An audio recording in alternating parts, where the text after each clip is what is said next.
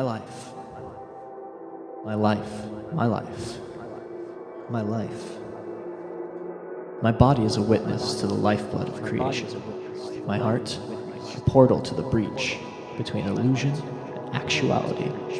My mind, a mechanism fated to define the boundless enigma. Questions beyond my cerebral grasp taunt my every step. I act in accordance with the formula devised by millions before me. No path I choose to cross is chaste. No resolution ever reached.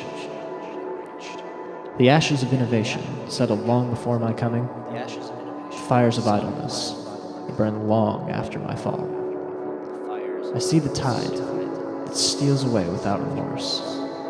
No barricade brave enough to divert the flow. We are ever further submerged by weights of our own fabrication.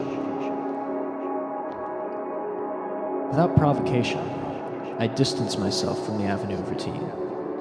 I experience the world through the raw eyes of base humanity.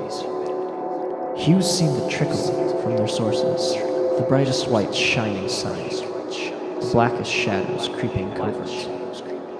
The atmosphere coagulates with degrees of saturation until all that endures consumes me in its utter elegance.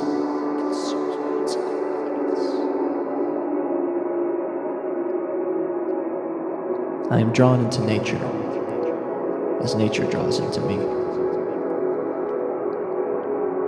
What words could pretend to depict this occurrence? What phrases speak volumes? What statement shouts sincerity?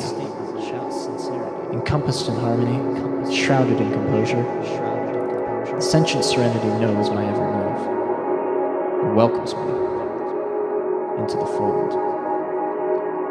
A fiber in the tapestry of time, my body is a witness to the lifeblood of creation. My body is a witness. My life,